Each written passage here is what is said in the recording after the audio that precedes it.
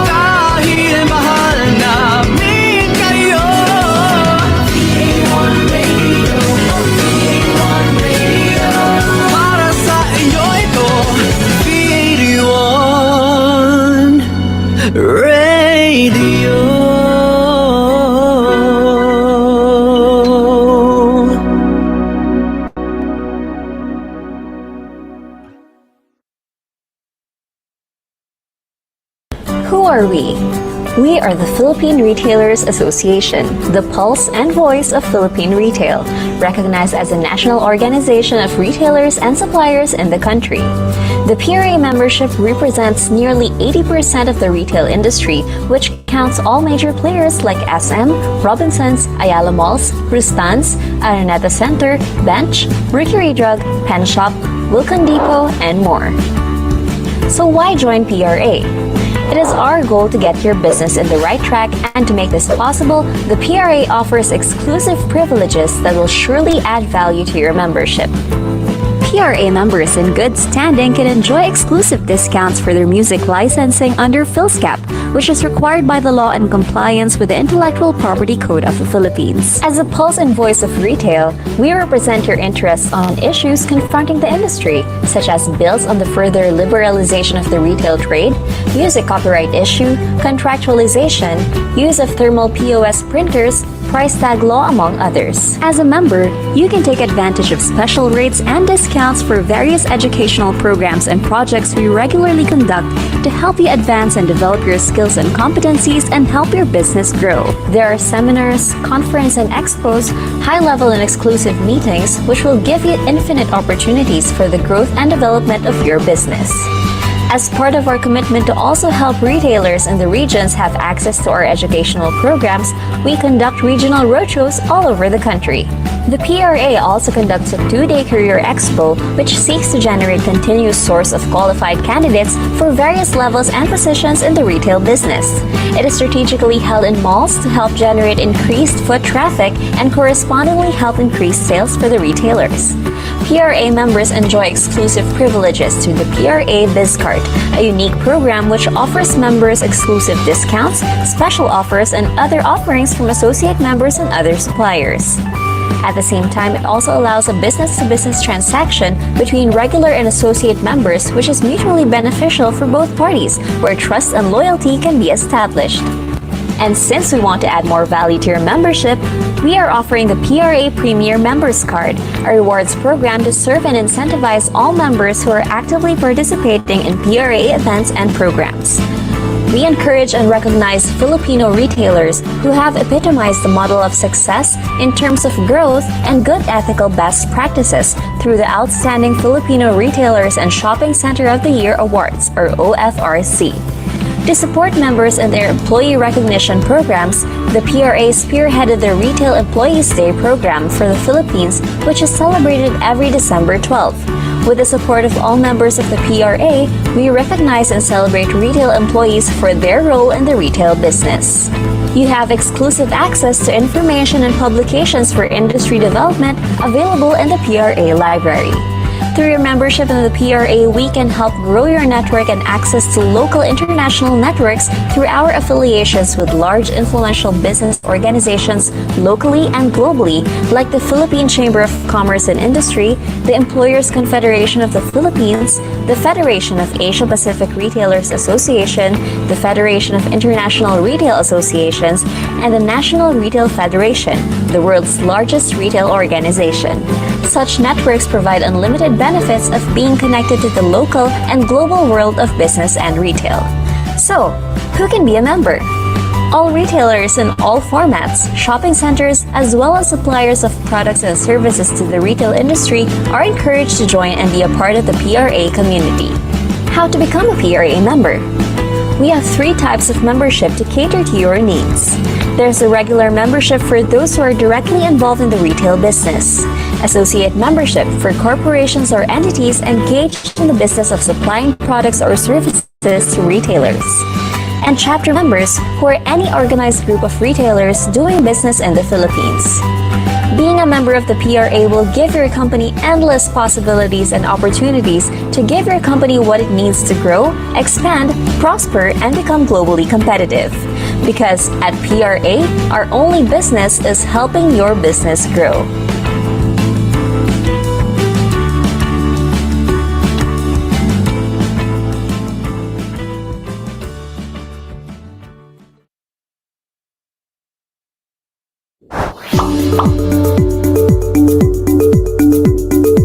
Technology allows us to explore a variety of opportunities. So why not grab one for you? Kickstart your online business with Big Benta. Create an account, visit our store builder, then make your online shop.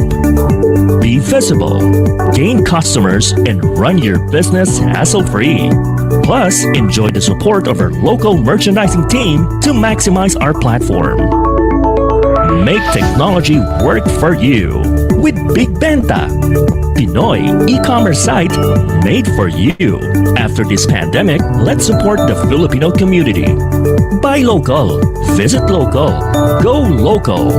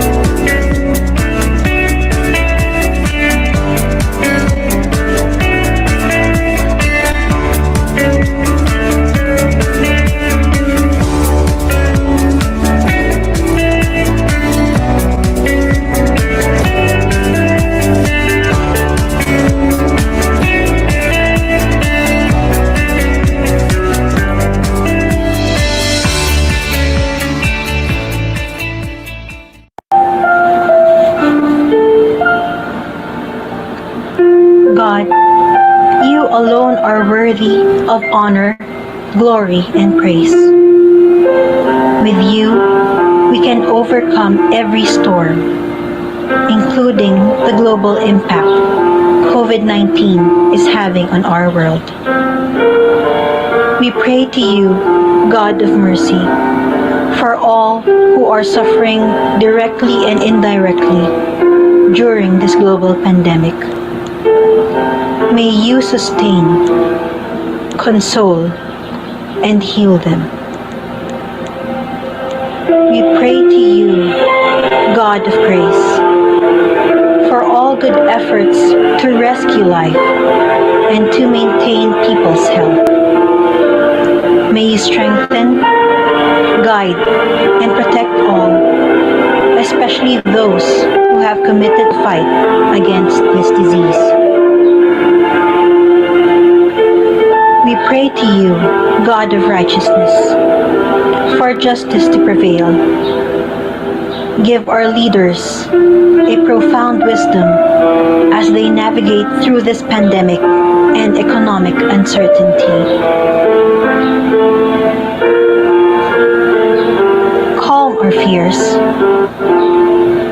Fill us with your hope, joy, and peace as we continue to trust in you. Come, Lord Jesus. Come to our heart and soul. In Jesus' name, amen.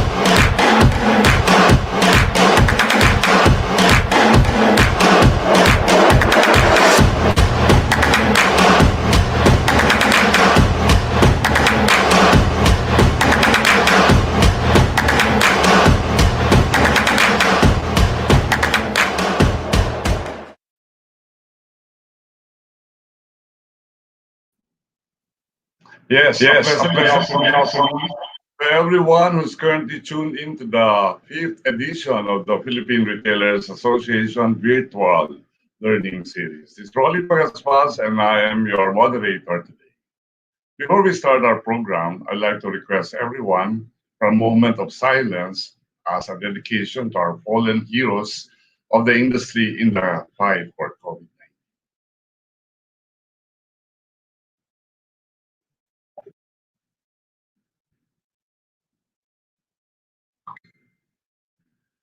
All right.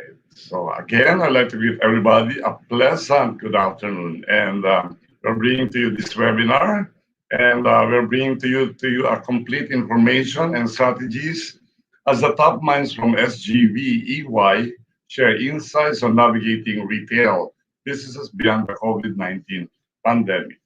But before we proceed and uncover ideas to help your respective businesses, let us hear a video message from the PRA President and Wilcon Depot Senior Executive Vice President and COO, Ms. Rosemary Ong. To our dear members, on behalf of the PRA Board and officers, we pray that you, your family, and your staff are keeping safe and well in this time. It has been over a month since the enhanced community quarantine was implemented. And while we all look forward to the lifting of the quarantine in the next few weeks, what we know for sure is that things will never be the same again, both on business and personal levels. As majority of the retail businesses in the country had to close due to the ECQ, and while it was a sudden move we had to take, we all agree that we need to prioritize the safety of our people, our customers, and the community where we operate. As your association, we at the PRA are continuously working to serve you as the pulse and voice of the retail industry, even while we are confined and challenged by this current scenario. For one, in response to the new normal, we are offering our educational sessions, the PRA Virtual Learning Series. This is for free to help members access important ideas and inspirations to help you tide through these worrying times. Apart from this virtual learning platform, we continue to gather official government issuances and useful and relevant information relating to COVID-19, which are accessible in our websites. We had also sent the link to your emails early on before the ECQ to provide you relevant data and information you may need. We have also launched a campaign on our social media accounts and on our website to thank our retail frontliners and service personnel for their relentless service and duty during these trying times. Like our medical personnel, they too are heroes in their own right, ensuring that our essential needs are met, while at the same time also facing the same challenge of potential exposure to infection. Please join us in this campaign by sharing our post in your respective social media accounts.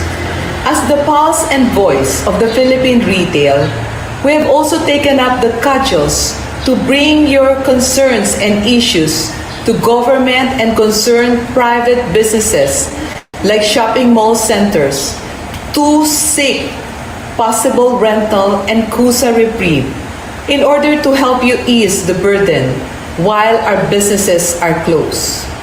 While we cannot guarantee that our requests and recommendations will be heeded, may our strength in numbers give a stronger voice and impetus to our appeals.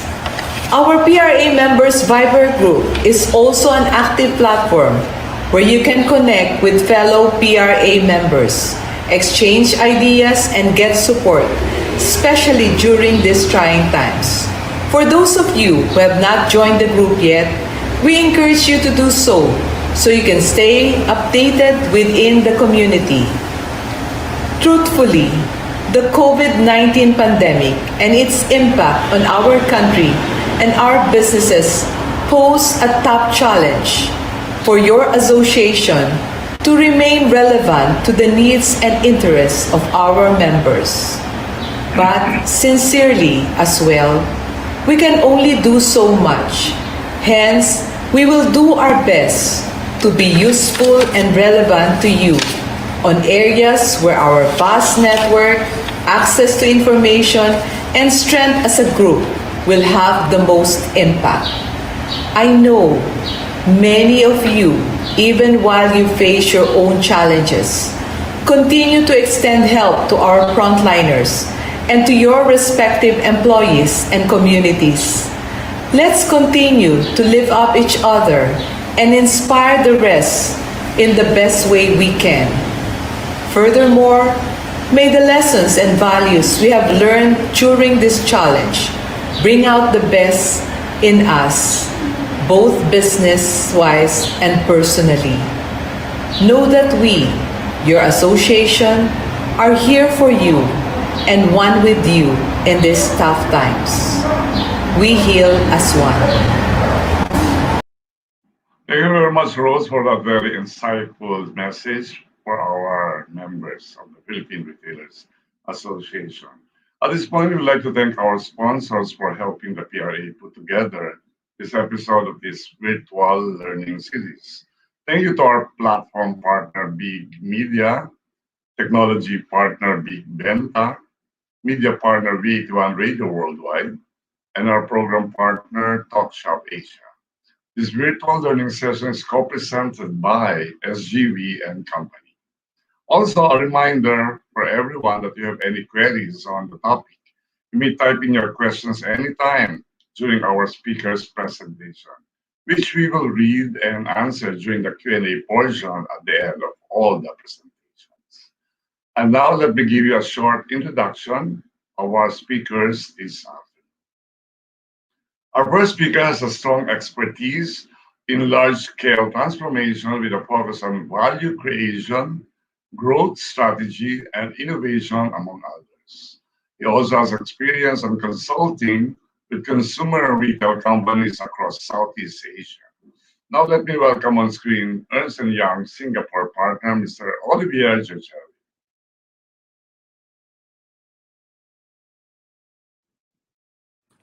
Hello, Olivier. Good Good to be with you. afternoon. All right. Our next speaker has managed and led engagement for post-merger integration, market assessment and entry strategy, divestiture, due diligence, and business transformation initiatives. He has over 16 years of experience in managing large-scale transformation engagements and implementing strategies for organizations across UK, US, and Asia. Please welcome Ernst & Young Singapore Associate Partner, Mr. Ashutosh Desmukh. Hi, Hello. Mr. Raleigh. Hello, Good good to be afternoon. here. I'm glad to be here. Thank you. And last but not the least is a CPA and SGV-EY Philippine partner. She has a significant experience in servicing clients primarily engaged in retail, real estate, education, and hospitality industries. I'm pleased to welcome on screen Ms. Belinda Bengwi. Good afternoon, Rodney. Hello. Glad to be here. Yes, thank you for joining us this afternoon, all of you. And I think we're looking forward to a very fruitful webinar this afternoon. Before all of your begins, there will be a few polling questions, and we will need your participation to answer. May we ask you to please grab your phone and go to menti.com. I'll now turn you over to Ms. Belinda Bengwi, who will facilitate the polling. Take it away. Thank you very much, Rolly. So this will be a short poll only. There are going to be 5 questions. So can we ask for the Mentimeter to be shown on screen?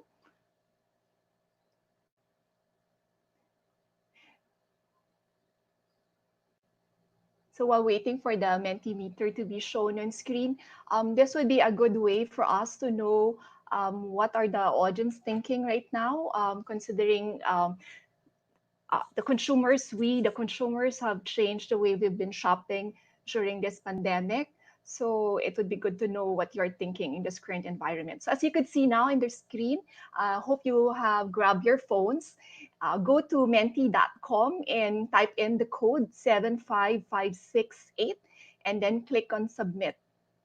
So we can go to the first polling question. So all of your responses will be anonymous and you will see the response live. So for the first question, what are your key immediate priorities to improve top line? So basically this is on your revenue. So are you going to be doing online sales and marketplace listing? Will you be doing promotions, discounts, or markdowns? Are you going to be changing your product category or product portfolio based on what you've seen in the trends during the past how many weeks? Or will you be doing partnership and loyalty programs? So as you could see, of the bulk is between either A or B.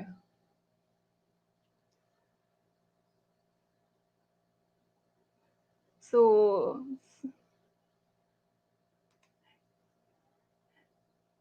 we'll wait for a few more minutes to see what the rest of the audience are thinking with regards to this. First question, immediate priorities to improve the revenue. So I think we've gathered the big sentiment of the audience right now, that 76% would like to go online and go into marketplace listing. So why don't we go and move to the next question? What are your key immediate cost reduction initiatives to improve margins during this time? So we have also 4 questions that you could choose. The first will cover cost of goods sold. Will this be one of your ways that you will be improving your bottom line? Second is in-store cost reduction and store portfolio rationalization. Third is corporate overheads and back office costs. And then fifth, if you're going to be doing something about your supply chain and logistics costs. So if you would note a number, so letters B and C is the one that most of the individuals right now are answering. So let's just wait for a few more minutes or a few seconds, sorry, with regards to what are the key immediate cost reduction initiatives that the retailers now are looking at.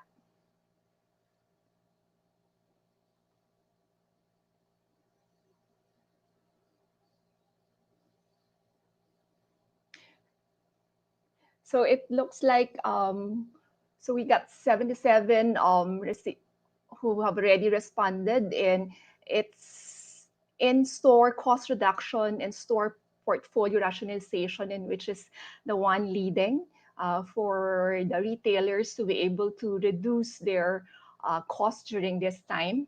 So why don't we move on to the next poll question? What are the key cash release focus areas that the retailers are now thinking? So this is basically on how to improve your liquidity. So the questions in terms of the choices that you have will cover working capital. So you're looking at your inventory and with regards to when you're going to be paying your payables. Also looking at rental renegotiations, which is one of the big items that retailers have in their cash flows, or also looking at profit sharing arrangements. Third is balance sheet restructuring. And there's also the fourth choice, is that at this point, you're not yet sure what are the areas that you'd like to focus on with regards to this area, because there's so many uncertainties yet.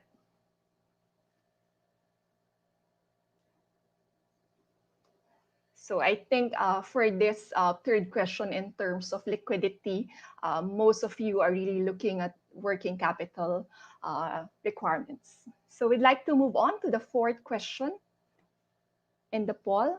So for this fourth question, what are the key strategic options that you are assessing in the next 12 months? So in terms of choices, you can either choose that you plan to exit in terms of any non-performing businesses that you might have. Second, you might divest or sell off. Third is to restructure your business. There may be some parts of your business that are not doing well now, so you may like to restructure it. Fourth is to digitize the business, which I think is what most of the retailers are really thinking and have done already. And last is to buy and merge another retailer. So right now, the 49 have already answered. So we'll wait for a few more seconds and see what the rest of the retailers are thinking in terms of strategic options for the next 12 months. So I think we've already gotten what is the clear winner. So it is really to digitize business. So we'll go to the last poll, which is the fifth question is, do you have the resources required to support you in these initiatives? So it's just a yes or no answer. So wow. At first I thought it was a 50-50. So let's see what the rest of the retailers. So when you say resources, so this could be your shareholders, your creditors. There are a lot of resources that you could think of depending on the initiatives that you have planned to take in the next 12 months. So this is quite interesting to see what would be the results. So I think we could stop this poll now. So I think 62% has said yes, they have the required resources, while 30 plus said no. So we did this poll also in other markets, in the other ASEAN countries, and interesting, different countries and in the different weeks have answered differently for this one. Some countries had a 50-50, some also had 39-61 in other countries. For the Philippines, it's 60%, 64% yes, and 30+% no. So thank you for joining the poll. Our two speakers who are based in Singapore now has a perspective of what the Philippine retailers are thinking right now during this situation. So we'd like now to move on to the first topic, which will be handled by Olivier. And take it away, Olivier.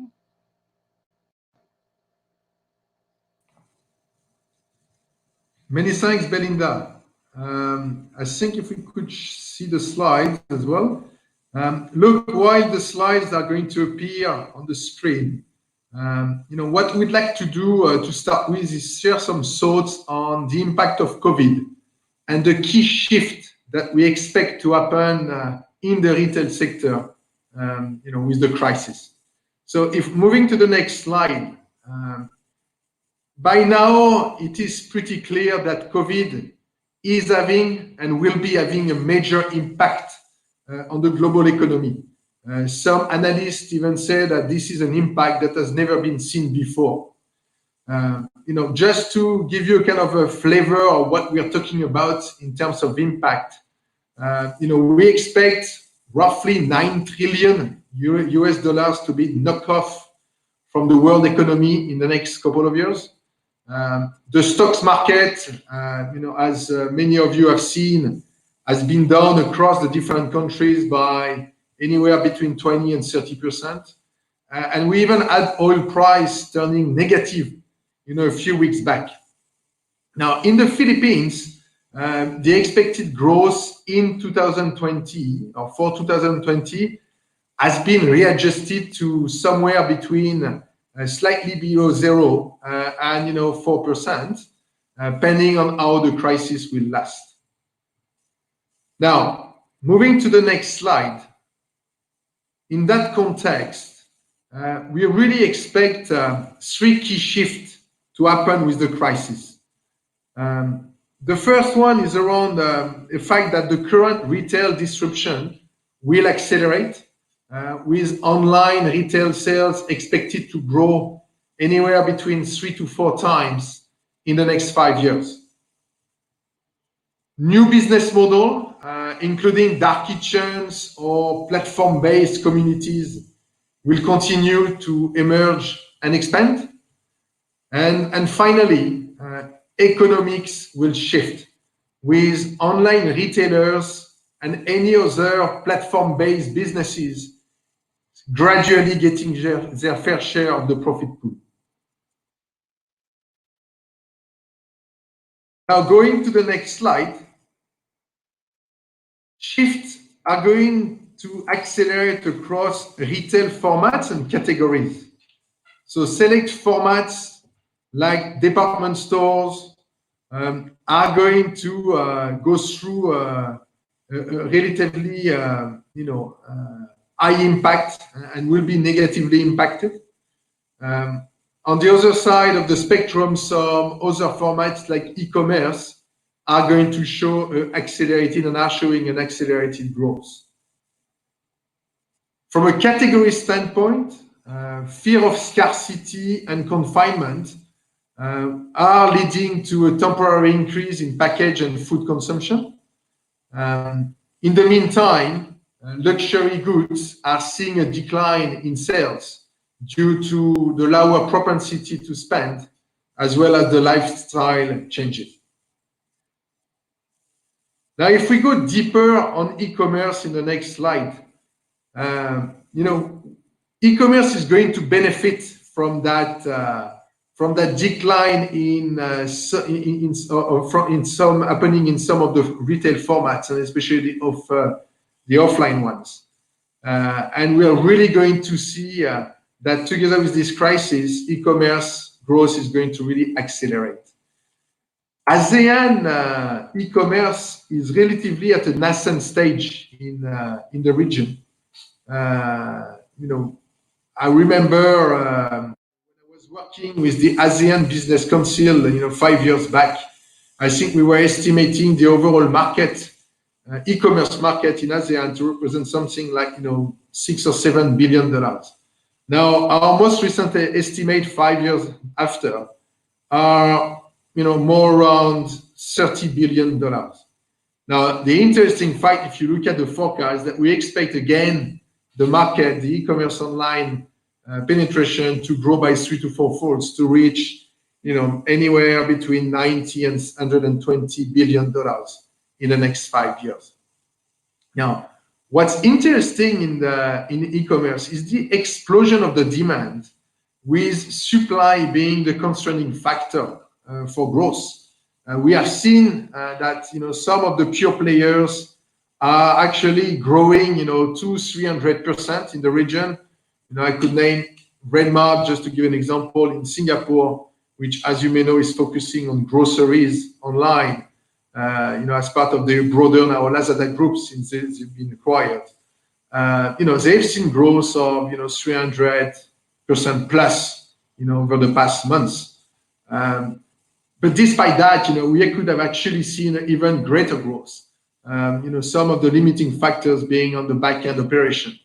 I was recently ordering online, and you're actually limited by the number of items that you can buy. So I think moving forward, as players are going to be able to overcome and proactively anticipate the exponential growth, the exponential demand, we can really expect online penetration to see a significant boost with the crisis. Now, going to the next slide, one of the key elements is that indeed e-commerce is benefiting from the decline in footfall, which has been accelerating with the crisis. We've seen decline in footfall, in the retail across the region, and we could even show now soon the April numbers, up to 80% in some select markets. And as we look at the forecast, we clearly are going to see that some of the retail formats are really going to struggle in the short and medium term. In the Philippines, per se, I think some retailers have been grappling with heavy losses of up to 80% in the past months. And the sector really requires significant intervention should it want to survive. Now, going to the next slide,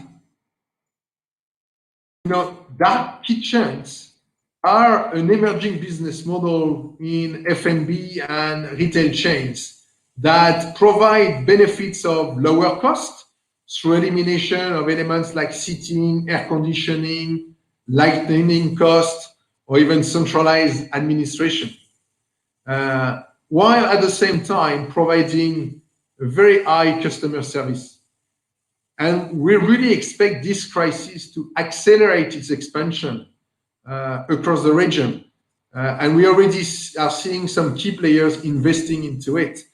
For example, in Indonesia, there's more than 150 dark kitchens that are being set up by the key players being Grab or Gojek over the past year. Another innovative business model is the development of community platforms, which enables multi-channel engagement with consumer through mechanisms like gamification and personalization. One of the best practice in this space is really Nike, that has fully embraced the community platform through his consumer direct offense strategy, which actually has enabled them to achieve nearly 40% digital growth in the last quarter. Now, just Nike globally, they have roughly 170 million active users across the different apps that they have developed. And really, as we look at the retail in its broader scope, we can really expect the winning retailers to gradually grab with that concept of community platforms as a way to really build the amenities to win online. Now, if we go to the next slide, I'd like to cover a final point, which is going on the landscape, which is going to be really changing, is that with that crisis, we're going to actually see more and more the online system becoming profitable in the next 2 to 3 years. If you look at on the left side, we've just highlighted a few of the very famous players, whether this is Amazon or JD.com, China primarily, or Alibaba Group. Those players have not been profitable from one day to the other. It took 10 years for Amazon to become profitable. I'm talking about the Amazon retail business. JD.com took even longer.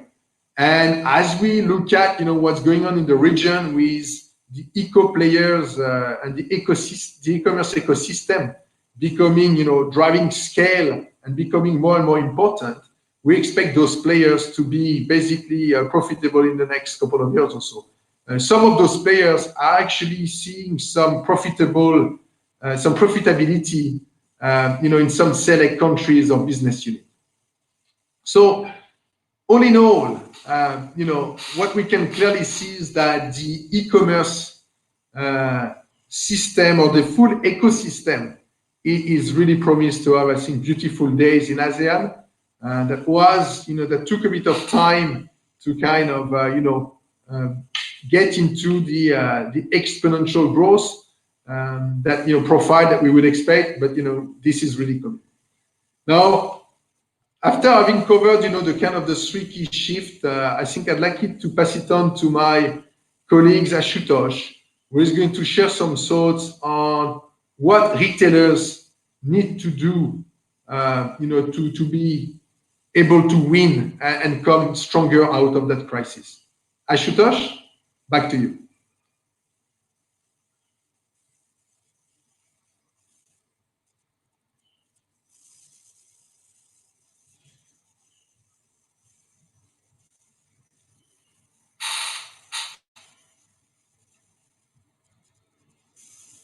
Very well. What is the focus on?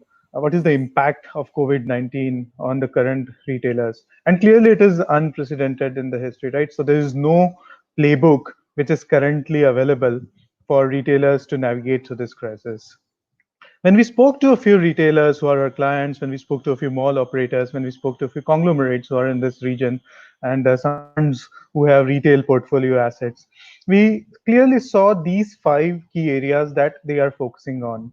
And these are not new areas which we are talking about. The retailers have been focusing on this area, but the way they are managing all these 5 areas is changing. And if you see the 5 areas that we're talking about, and which many successful retailers are actually pressing hard on, one is the online part. And it is very clear from the polls, right? So 75% of the respondents said that they want to move online as soon as possible and leverage and digitize the business. We also did polls in Malaysia, Singapore, and other ASEAN countries, and the result has been the same. It's high time that the retailers are thinking about going online. The second important area is the supply chain. So supply chain is always the lifeline and bloodline of retail. And how the supply chain is going to change, making a supply chain which is more agile, sustainable, and resilient for the future is something that retailers are focusing on right now. The third key area is in terms of the offerings that there are to be offered. So, as you can see, the consumer behavior is changing, and there are clearly two different classes of behavior emerging. One which was pre-COVID, the second one was during the COVID crisis, and then the third one which is the post-COVID. So how to be prepared for the future and align with the changed consumer behavior and preferences, and accordingly change your merchandise and the product that you are carrying. The fourth, which is more strategic, is in terms of the M&A, right? So this is also an opportunity for retailers which have strong balance sheets and conglomerates or funds which are sitting on cash or dry powder, and which they can deploy to buy assets at a lower valuation. And then the last point, which is more in terms of the operating model and organization, how to make sure that you're engaging with the employees, your customers, and have an operating model which is more designed for future and is more fine-tuned to make sure that you are able to adopt to the challenges for the future. So let's talk briefly in about these 5 areas.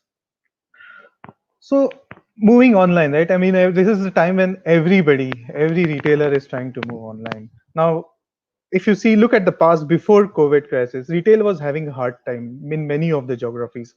In developing markets, it was still going okay, but in the developed countries, if you look at department stores in US and Singapore, it was actually always going through a lot of trouble. And one of the reasons was coming up with the disruption in the market caused by digital brands. And traditionally, what we have seen when we work with our clients is that retailers find it very difficult to move online because of the traditional business models that they have, the supply chains which are there, even the management, right, is most tuned towards opening stores, having the right physical location. The mindset is very different. And also, we have seen, and in the past slides, the retail online business takes some time to become profitable. So by default, a business which is more cash focused, where cash is a key challenge on a daily life, having a business online and lose cash is always a big bit of a challenge. But what has happened is COVID-19 has now pushed a lot of retailers in a situation where they have to move online. And it is the right time that if you haven't thought about it, to think about a strategy of moving online for the future. Now, we have seen some traditional retailers coming up with initiatives like click and collect, curbside pickup, which are some transitionary initiatives, but you have to come up with the right online strategy for the future in order to be successful, because the consumer behavior has changed, and around 30 to 40% of the consumers want to shop online in the future. So when a majority of the consumer is spending time online, it is high time that you actually have to look at your whole digital footprint and then also evaluate your physical footprint of the stores that are there and come up with the right combination. There are three key areas that you look at, right? So one option that in front of retailers today is either have their own company website or an app and start an own infrastructure. Although it takes time to move online, and also you need to make a lot of investment and changes in your current setup, in the management. And then the biggest problem is, where do you house the e-commerce business? So these are some of the questions that you have to answer. The second is either come up with a tie up with a marketplace. Now, either you can tie up with a generalist like a Lazada or Alibaba or Amazon, or you can have very specific um, category retailer like Zalora or Red Mart, etc., which cater to a particular category. So what is the third party market listing that you have to look at?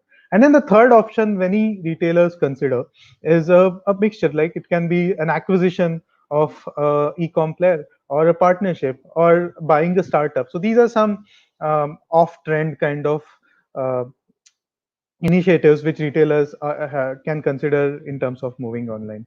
So it is very important to have a good sense of online and offline presence. We are not saying that moving online is the only solution, but you need to have the right online and offline presence to balance out the presence. We have seen many stores are closed right now. And if you look at other countries, when they are opening up, you look at US or even in Singapore or China, where they are thinking of opening up, they might not open the full number of stores. So it is the right opportunity right now to have a balance between online presence and then the offline store presence that you have. The second key important area is where to play, right? So what are the product offerings that you need to move online? What is the pricing? What are the marketing initiatives? What we have seen is digital marketing is another key area that is picking up post COVID. A lot of people are spending time online, and live streaming is another big area that we are seeing, especially in countries like China, Korea. And that is one area where we see more customers spending time online. So how to direct our marketing budget, which is more focused on offline promotions, spend, paper ads, etc., and move it towards online kind of marketing, use of influencers, Instagram influencers, etc. So how to actually optimize that. And then the last important part is you can't just move online but not have the infrastructure to support it. So you need to have the right org structure, you have to right supply chain, you need to have the right fulfillment mechanism, and above all, you need to have the right technology and tools around analytics, digital, etc., to make sure that you are agile enough, uh, and you have the right infrastructure to run that online business and survive in a very competitive online marketplace. So I would summarize that in nutshell, this is the right time to think about the strategy to move online for the future. If you can go to the next slide. So to move online, another big area that you need is actually having a robust supply chain, right? So what we have seen is a lot of retailers have struggled with border closures in the past. So we saw a very unique situation where there was a demand shock and then there was a supply shock. So suddenly the demand fell, and then also you were that the supply situation also drastically changed. So you were left with very high levels of inventory in certain categories which were not selling, which are not under the essential goods categories, or which were not allowed to be open during this time. So this resulted in a lot of strain on the supply chain. And also there were categories which were like the essential bucket, were not available in the market because you didn't have the right supply mechanism to buy it locally or buy it from a near shore or nearby country, etc. So you need to have that right local sourcing strategy in place, especially in a country like Philippines, which has so many islands and province. The supply chain is anyway a complex topic, and logistics is always very difficult considering the amount of different modes of transport that you have to use to move goods online. So you need to have a unique strategy for having some local sourcing within the island, or if you have to have a local distributor to distribute and have a better range of coverage. So that locally sourcing and distribution is an important area to consider. The second part is that in terms of having a robust demand planning mechanism in place, as you will see, the customer demand and product mix has changed. So you need to have the right demand planning and also collaboration with suppliers so that you can change the volume required and to meet the customer demands, etc., for the future. Inventory has always been a challenge for the retailers, and what we see is having the right inventory control mechanism will help a lot. So this inventory can be right now the biggest challenge in front of retailers is how to liquidate the inventory you have, and as a result you will have to re-look at the inventory for the next 1 year. You have to mark the inventory and see which inventory can be used for the current inventory which you have for a spring, can that be used for summer or beyond. And similarly you will have to look at the inventory levels that you plan for summer or for August, September, the cycles that you are if you're in a grocery business, and how to manage some of the seasonal variations with the current inventory that you have. Also what we are seeing is having the right proportion of inventory which falls under essential services, etc., is actually one of the key areas that retailers are looking at. And last important point is having a technology infrastructure to support the supply chain. Many retailers who didn't invest in technology, who didn't have the right uh, inventory management systems, right supply chain tracking software, didn't have the right automation done, are the ones who are struggling the most in this crisis. So any investment in technology, be it like simple investment like RFID tags to track your inventory levels or to track your inventory, or having a better inventory management system, would definitely help you in managing the variations in demand and to change over your product mix, etc., giving more agility and resilience to your supply chain for the future. Let's talk about the third point, which is having the right product offerings. So what we have seen as one of the key trends coming out of this crisis is the customers are becoming more and more value conscious. This is because everywhere you can see we're talking about a U-shaped recovery, V-shaped recovery, L-shaped recovery. Some are saying it's a Nike kind of a recovery. Some say it's a W-shaped recovery. So there are various models which are actually emerging in terms of recovery, right? Whatever it takes, there is always this downfall in consumer sentiment, which says that there is going to be a recession and there is going to be a depression for the future. And this is how it becomes a cyclical phenomenon. So in order to so the consumers are more conscious when it comes to spending every money which they are earning, right? So what we are seeing many retailers are focusing on is the value for money part, right? So having products which are appealing to the customer so that they are getting the right value. And the second most important area is having the right convenience and safety. So many retailers are focusing on making sure that the customers are able to shop at a much more convenience through a mobile or online, and they are doing tie-ups with delivery players. So for example, a lot of retailers are doing tie-ups with the Deliveroos of the world, or Grab of the world, or Food Pandas of the world, to make sure that their products are sent. And there are some unique in Singapore, we have, for example, Lalamoo, which is more like uh, a good supplier that is also helping some of the retailers in making sure that the last mile delivery is happening on a timely basis. And another important area is also safety, right? So the most important part when the stores open is going to be safety of the customers. So more and more retailers are focusing on value for money, convenience, and safety. And there are initiatives like private labels, etc., which they are investing in to make sure that the product line is more suitable for the future customer. Go to the next one. It's an interesting to see another trend, right? So we did an analysis of two events that happened in the past. One was SARS, which happened in 2003, 2004. And then the second was the Great Financial Crisis, which happened in 2008, 2009. So what we saw is that because of the crisis and then the recession, the valuations of the assets actually fell down. And as a result, some of the opportunistic and smart buyers actually made some very good deals during that time. So retailers or conglomerates or funds which are sitting on dry powder were able to make some good acquisitions during that price. And we also did a study to see that the total shareholder returns for some of those investors who bought assets during those times were much higher than the investors who bought assets in a normal period. So this is the right time, although a bit contrarian. Almost 1 or 2% only said they will buy assets right now. But any conglomerate or a fund which has good balance sheet and has cash, this is the right time to buy a good distressed assets or a good brand which is in trouble, and get it at a good valuation, and then generate value for the shareholders. So this is the right time to buy some assets at a very cheaper valuation. It's something that funds or balance sheet, robust balance sheet suppliers retailers should actually think about. The last point is that of the organization. So what we have seen, we have spoken about supply chain, we have spoken about coming online, we have spoken about product mix, and then also strategic initiatives like buying a deal or digitalization or buying an asset, right?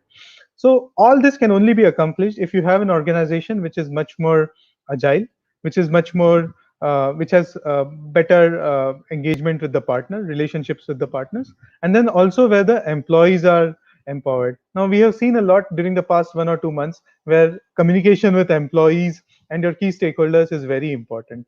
And the customers have rewarded those organizations which have communicated openly with their employees and which have shown a lot of trust and faith in their partners and employees. So this is the time where you have to make sure that you are communicating a lot with your employees, with your customers, and you are designing an organization for the future which is more agile. Especially if you want to move online, then you can't work with an organization which is very catered to a traditional offline kind of a retail. You need to empower people. You need to make sure that you have the right decision making processes in place so that you are able uh, to have a business which is online and which is much more agile as compared to an offline kind of a business. So you need to make sure that you have the right organization and operating model.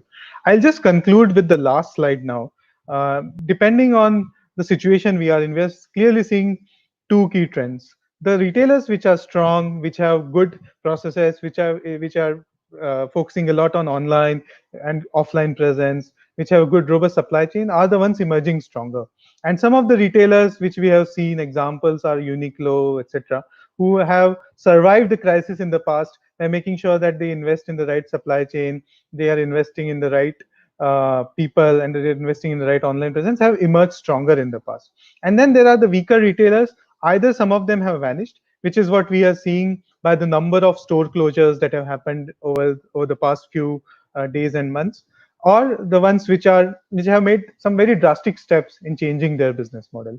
So these are the only two categories. This is the time when you have to make some drastic changes into your business model, into the way you are working, and then only the retailers will be able to survive in the future. I'll hand it over to Belinda now to quickly cover some of the other points that we have in the presentation. So thank you, Ashutosh, for sharing with us how the Philippine retailers will be able to come out stronger from this pandemic. So this is the last topic, what is now next and beyond for the retailers. So if you go to the next slide, for those who joined the PRA's third virtual learning session last April 30, our colleague Kay Makaisa went through and discussed this enterprise resiliency framework. So this tool is just an Excel file, and this has 9 areas in which retailers can go and check to address what are the areas that you need to go and discuss with different heads of your departments to be able to address this business disruption. And this tool is you should not be just doing this, answering this tool one time. The main idea is for you to go and revisit your assessment, and we are suggesting that you go through this over 3 horizons: now, next, and beyond. When we say now, that will cover the first 3 months. So in the Philippine context, that would be during ECQ and during GCQ. So during this time, the focus would be on crisis planning and business continuity. Then the next horizon would be between 3 to 6 months. So now the after GCQ, how will the retailers respond to the opportunities as well as challenges that have been brought about by the retail disruption? In the third and last is the beyond horizon. So now there would be a new normal. So how would retailers now react to and do business? So I guess the last how many minutes were spent by Olivier and Ashutosh discussing on the retail trends and how the Philippine retailers will be able to bounce back and work on beyond.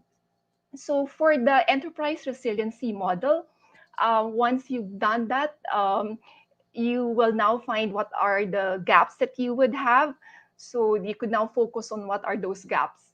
Now, you don't want to be just reactive, you want to be proactive. And one of the approach that we have noted that is being done is to do scenario planning. So in scenario planning, this is more than doing a standard modeling, because here you would be focusing on forecasting also. So, and you consider a lot of factors. So if, as you can see in the slides, you would, first thing that you need to do would be to size the pandemic impact to your business. Is it medium? Is it severe or very severe? Then look at macroeconomic factors. Then, of course, you have to look at the industry forecast, the retail industry, as well as your business. So when you've done scenario planning, this model will drive your recovery strategy, your liquidity planning, and also you could also share your model that you've developed with your other stakeholders like your lenders if you're going to be doing renegotiation with them, or even with your landlords. So scenario planning should be stress tested and adjusted for the changing conditions. As you do your scenario planning, there are a number of uncertain conditions. Like for now, we're in ECQ, but we will soon go to GCQ. We don't know yet if it's going to be lifted. So we're waiting for what the government will be deciding. So those are, when you're doing your scenario planning, there are a lot of uncertain conditions. So you would be needing to do a lot of scenario planning. So if you go to the next slide, Ashutosh mentioned about there would be different scenarios and different outcomes, really depending on how this pandemic will be contained, whether there's going to be any vaccines that will be developed in the immediate future. So for initially, I guess most thought that this will be a V-shaped economic impact, that there would be vaccines that will be developed very fast. But looking at what's going on in the other countries, we know that the vaccines will not be available very soon. So the more of the impact will either be U-shaped, and then for those which are very pessimistic, they may say that it's an L-shaped economic impact, that there will be a global recession. So depending on the results of your scenario planning, you would be able to determine what are the action steps that you would need to do to be able to overcome the results of the pandemic. So if you go to the next slide, this is my last slide. As you go through your scenario planning, the next thing that you need to do would be to do benchmarking against the industry leaders.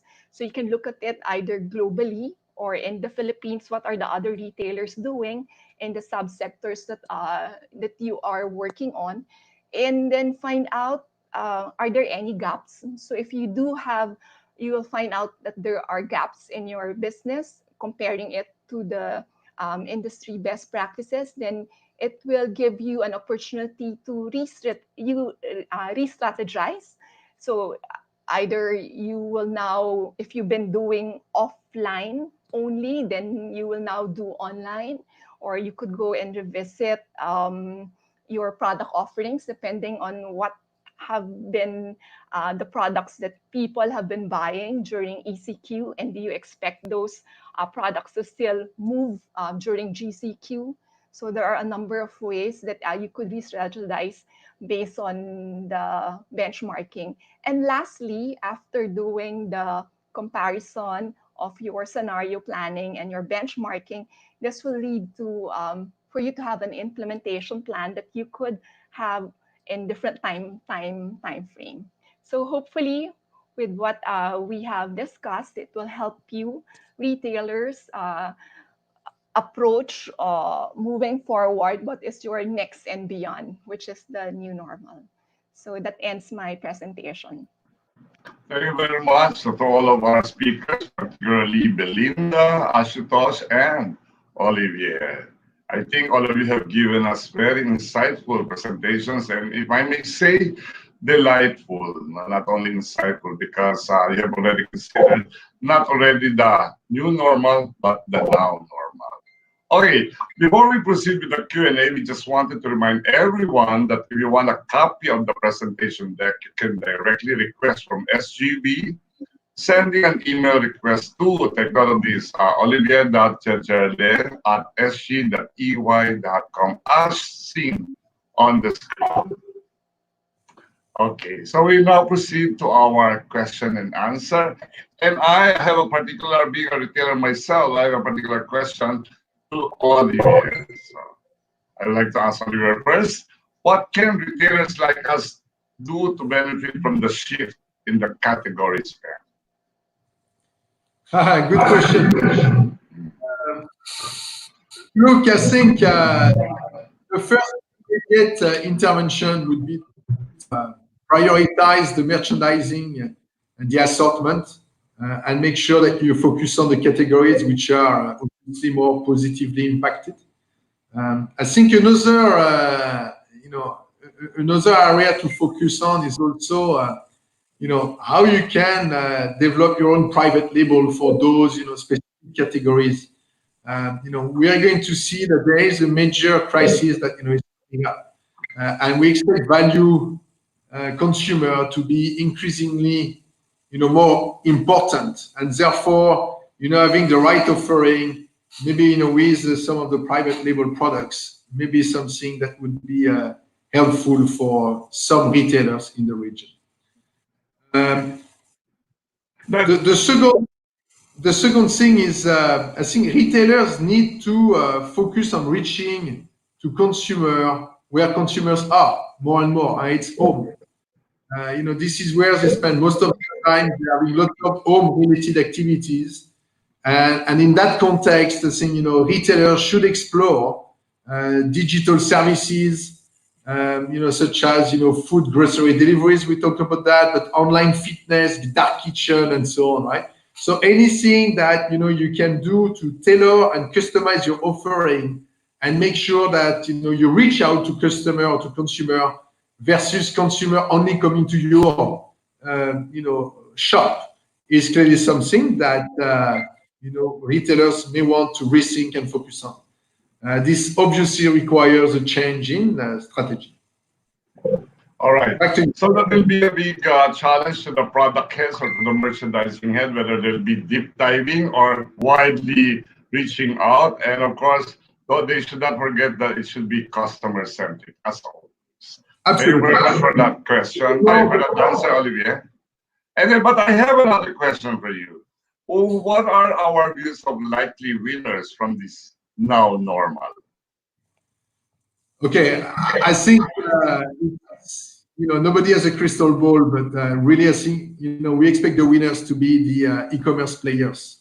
And when we talk about e-commerce players, I think I'm referring to the full ecosystem, e-commerce ecosystem, and that is going to very likely benefit from the new normal, as you said. So I think any retailers that is going to embrace online, rethink their online strategies, their omni-channel strategy, as well as their suppliers, such as, for example, the logistics or last mile delivery players will be the winners.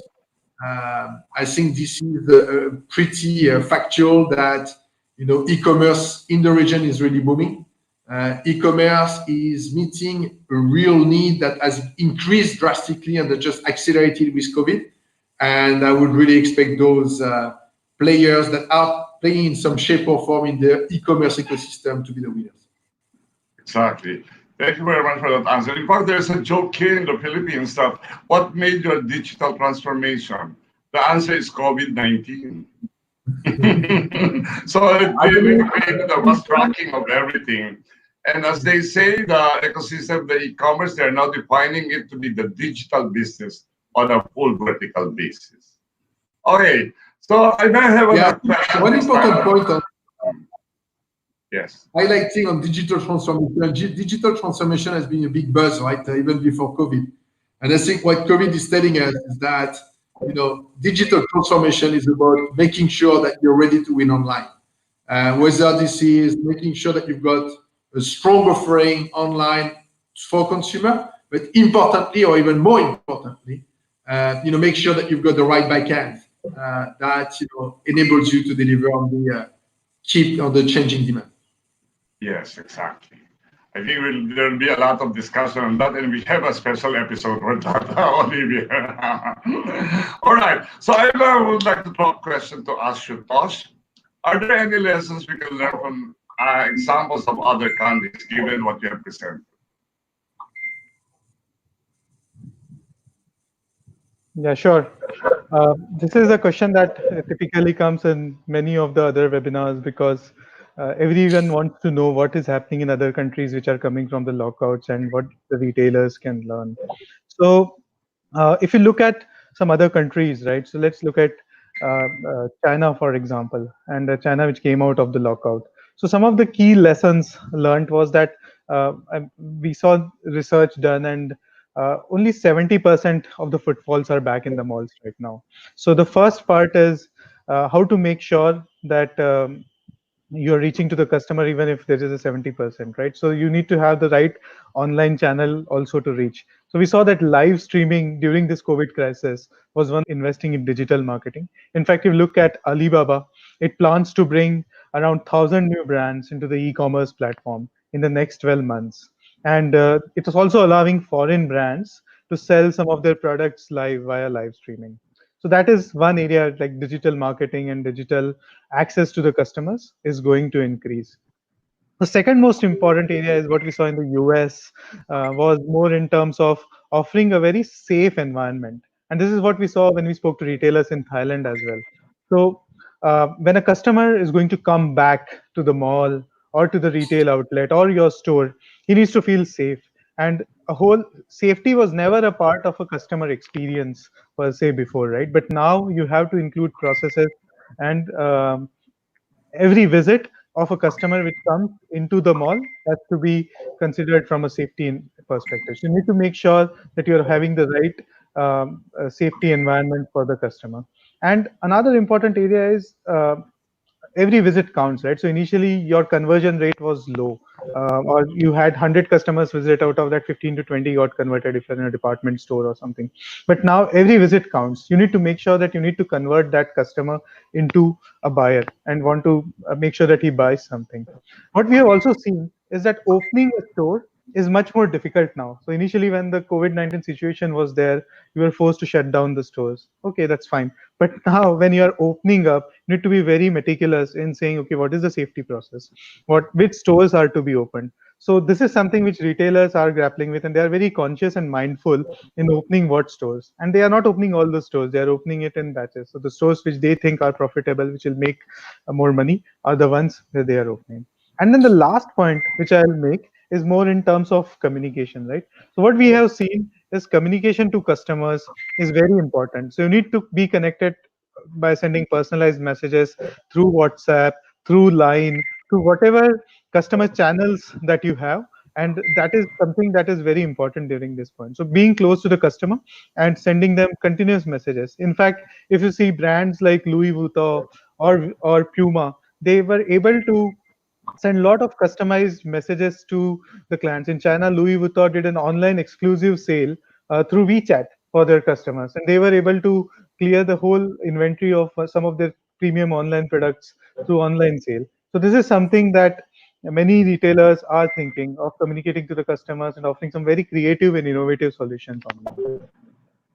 All right, I totally agree with you, Ashutosh. In fact, in the Philippines, one of the top three e-commerce player responded to the crisis by providing a free online store for everybody. In fact, I think they're about to get into the Philippine Retailers Association and offered that for free as a response so that this business can bounce back. And I think they will do it in the on the 16th, because after that maybe we are already lockdown free. Okay, okay. So wait, because based on your answer, I still have this question: which format is impacted the most, and where do you think the shift will happen? How can retailers benefit from this shift? Right, right. So uh, some of the key winners, right, whom we have seen. So let's look at it from two perspectives. One is the ones which are winners, which have benefited, and the ones which are negatively impacted, right? So the winners are clearly the online businesses and the online players, and they have, as you said, that they also offered free online services, etc. during this time. So they are the ones who are greatly benefited, and great that they did some special events for the customers around that. The second is more in terms of some of the convenience stores and small neighborhood stores. Those are the ones which got benefited more, because people found it, or the customers found it much more easier and safer to go to a nearby convenience store, buy something and come back, avoiding the masses, etc. And then the third is the groceries, right? So grocery business, as you see, was able to generate a lot of cash. In fact, in Singapore, if you see, most of the grocery retailers had a very good time during this time, and they were looking for more people to join them and help them in supply chains and doing home delivery, etc. So those are clearly the winners. Some of the key retailers which were impacted in a negative way was, number one, the department stores. That's a struggling model anyway, and many of the department stores, especially, struggle during this time because of the fragile economics they have huge rentals if you are not the owner of the mall, or and then you're not having any sales during this time. So if you're not able to get the right rebate, etc., from the mall operator, then then you are in a trouble, and hence many department stores were struggling. Second was fashion and apparel, right? So this is something which is a non-discretionary spend right now, and many fashion and apparel players were not able to sell through the stores or through the regular channels they have, and they were sitting on huge pile of inventory. And fashion and apparel typically is a fast moving business, right? So they were again sitting on inventory, and they are sitting on inventory for the next season now. So it's very tough for them to actually cope up with this crisis. Now, how some of the retailers can benefit is number one, learn from some of the winners, look at how to balance out the online presence. So in Singapore, we have a very retailer, Decathlon, which was still able to survive during this crisis. And if you look at Decathlon, IKEA, these are legendary brands, right? And they are able to survive because they have a very prominent online presence, and they were able to cater to the customer needs through online presence during this time.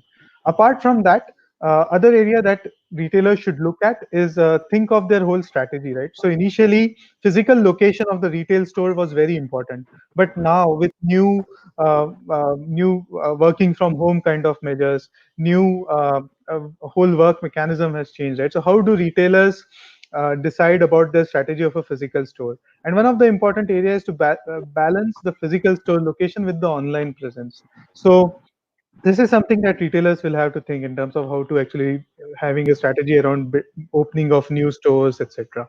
And then the last is in terms of investment in supply chain and systems, right? So this is something that we have seen that retailers with stronger inventory systems and better supply chains were able to survive in this, right? So again, having a robust inventory and logistics system would help them go a long way during this crisis. Thank you. Yes, in fact, here in the Philippines, the winners were clearly identified because security categories: food, bakery, grocery, and drugstores. I think the shift will really be continuing for the longest time until next year, maybe. All right, but we have to take into consideration the fate of the mall operators. So I'd like to throw this question to Olivier. How should mall operators start to think about the accelerated disruption in retail? That's what a great question. Now, so look, I think the overall answer to the question is really that they need to embrace the ongoing disruption and they need to transform themselves. What does that mean? I mean, I think first they need to think about omni-channel. They need to ensure that they design and implement a sound omni-channel strategy. Consumer journey is now across channels, and strong presence online is going to become increasingly important for all mall operators. Then I think the second key question that they should think about is the things they should think about the role. And they should rethink about the role of their physical malls and how to optimize and maximize customer experience. Right? Ultimately, we expect consumers or customers to still come to the malls, but they would come only if it brings them something. It's all about, enhancing and driving that experience that would have based on that experience, I think the footfall would increase or decrease on select malls. And that includes beefing up the offering, and if you want, provide an array of services and entertainment. The third element that malls operators, in my view, should look at is how they can actually drive partnership with e-commerce players. Some of the mall operators are already doing this, but really making sure that you have tenants that have actually delivery services is going to become critical for those mall operators. And finally, I think that probably means for the mall operators to their space, and they may want to use some of that space more for storage, which would enable them to provide the ultimate experience, making sure that, when the consumer, whether click online and order something on the mall site, or when the customer comes to the mall and want to buy something, maybe 2 hours after, that is already at the consumer place. So really, I think again the overall answer is it's critical for the mall operators to rethink their overall business strategy and how they can really are going to transform themselves. The one that are able to transform themselves will be the winners out of that. Okay, so really you're telling our audience that they've got to repurpose their business because they've got to consider two major things: that the brick and mortar and the online will now be a merging thing. So, and then there'll be a lot of spaces that will be left in the open, and definitely This time they had to rethink and see beyond for their vision and mission of their companies as a mall. And of course, this time the copying is not a sin because the business leaders ought to share their best practices to others and the members of the industry. Yeah. Thank you very much, Olivier. And then our audience now roaring to ask questions. Can we have the first question for our audience, please? First question from JJ Moreno. Question for Ashutosh. How do we know what to prioritize among the 5 key areas? Wait, I cannot read it yet. Nawala agad. Can you bring back the question?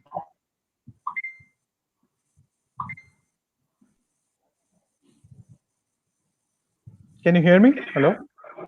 Yeah. Have you read the full question? Yeah, I did read the question. Okay. Yeah. So I'll repeat it. How do you know what to prioritize among the 5 key areas you mentioned? yeah, thanks. It's a great question actually. I mean, if you look at it from a retailer's perspective with limited resources and limited capital, you can't actually go around investing in all, right? So you have to prioritize. However, I would say that typically the first priority is actually moving online, right? Considering the trends that you are seeing, and when you move online, it has an implication on all the areas. So the first area was moving online. So in order to move online and be successful, you need to make changes to your supply chain. So your supply chain needs to be more fine-tuned towards an online kind of a setup. If you're doing fulfillment from the store, you decide to do fulfillment from the warehouse, then you need to make sure that you need to have that supply chain mechanism in place. The third aspect is in terms of the product mix, right? So what are the products that you need to sell online, and what are the products that you need to sell offline? So you need to have that right decision making in place in terms of the online and offline balance. And then the last part is having an operating model in place to support that whole online strategy, right? So my thinking is moving online, if you haven't done in the past, is something that you has to be considered. There is no other alternative if you have to survive in this. And in order to do that, you need to have the supply chain, you need to have the right products and merchandising strategy to support your online. And then lastly, a right operating model to actually make sure that you have an online business that is profitable and something that generates value. And what we have seen successful retailers do is have a mix of match of both online and offline. So that is something that has to be considered. So the answer is that, okay, maybe online is something which is a big priority. And in order to do that, you need to tailor your supply chain, operating model, and product mix so that your online business is something that adds value to the business and is a profitable business for the future. Okay. Yes. Thank you very much, Ashutosh. Next question from Kathleen Joyce Ang. What are your thoughts on the bags and luggage industry? Anybody of you can answer this.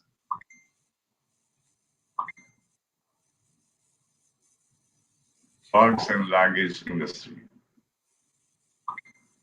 Oh, yes. I can take that. So I think that's, unfortunately, I would say that the whole industry around travel, tourism is, as we all know, the most affected industry, right, by this COVID, in the sense that people have stopped traveling. And, so any airlines industry, any hospitality industry is very, very affected. And, all the industry around that is going to be affected, including, the luggage and the bags industry. Now, that my expectation is that this is a temporary hit. As long as we are in this kind of transition period where, people are going to be prevented to travel, I would expect that industry to be relatively significantly hit. Now, hopefully, the rebounds would be quick, so that all the players can come back to a kind of a normal. Okay, so I think we're ready for the last question. Last question. Okay, so I think we answered. They will now emailing you direct for the presentation material and the added questions directly to Olivier.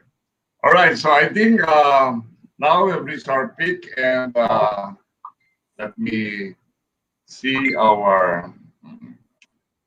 Well, I would like to thank you all, Belinda, Olivier, and Ashutosh for this wonderful webinar and for taking your time to share your relevant insights and information to the global audience and particularly to the Filipinos. Thank you very much. It was a pleasure. Parting Thank you. words? Thank you. Can we have your parting words, Belinda? Thank you to PRA for letting us do this second partnership to do a virtual learning session. So it's a good way for us to be sharing our insights. We definitely are here to help the retailers in whatever way we can. So thank you so much, PRA, and to all the retailers. And parting words from Ashutosh? Thank you, PRA. I really appreciate your concern, and you're doing a great job in organizing this. And also, it's a tough time for everybody, especially the retail market. And it's great that you're having these knowledge sharing sessions. Hope we added value, and hope to listen more from you in the future. Thank you very much. And of course, our lead partner, Olivier. One more thought, I think, as we wrap up, hopefully that was of interest to the audience. And I think, as we talked earlier, very happy to connect, on the more specific conversations on a one-on-one with some of the audience as needed. Thank you. So thank you very much to everybody. And of course, I would like to thank again our partners who help us make this webinar possible.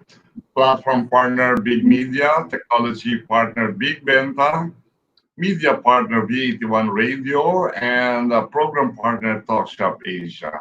I'd like you to watch out for the 6th episode of this virtual learning series on Thursday, May 14, 2 p.m. with key metrics for brand reputation during COVID-19. Okay, mawala. I'll also be the moderator, and details on registration are posted already on Philippine Retailers Association Facebook and LinkedIn pages. And so, magandang hapon po sa inyong lahat. This concludes our webinar for this afternoon.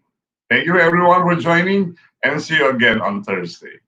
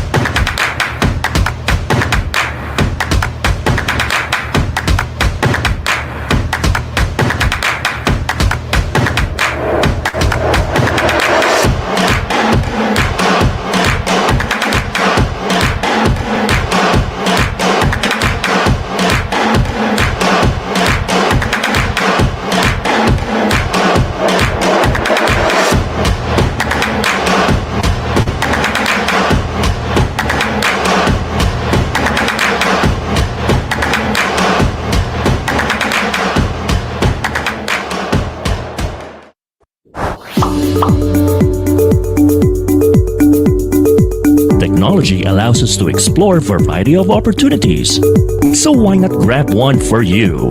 Kickstart your online business with Big Benta. Create an account, visit our store builder, then make your online shop. Be visible, gain customers, and run your business hassle-free. Plus, enjoy the support of our local merchandising team to maximize our platform. Make technology work for you with Big Benta, Pinoy e-commerce site made for you. After this pandemic, let's support the Filipino community. Buy local, visit local, go local. Naghahatid saya sa mga Pinoy, mga kantang tatak Pinoy. Kahit nasan ka man, kami ay mapapakinggan. Streaming worldwide, the future of radio in Manila, California, and Hong Kong. This is V81 Radio. Malayo ka man sa iyong pamilya, dito ay hindi ka nag-iisa. Tiyak ito'y iyong hahanap-hanapin, dahil ito ang magpapasaya sa atin.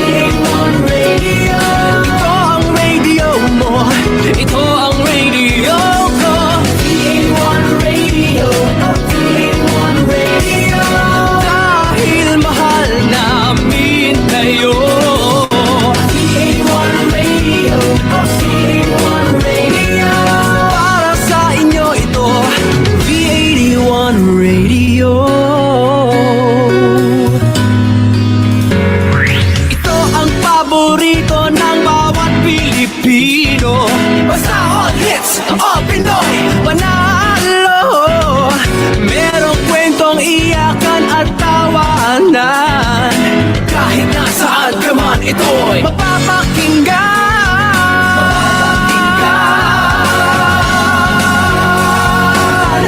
Oh, PA1 Radio, PA1 Radio. Ito ang radio mo, ito ang radio ko. PA1 Radio, PA1 Radio. Dahil mahal namin kayo.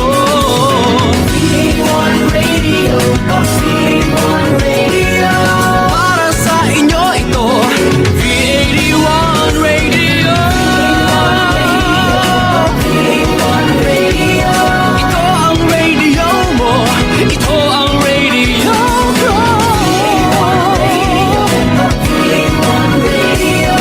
Dahil mahal namin kayo. PA1 Radio, PA1 Radio. Para sa inyo ito, PA1 Radio.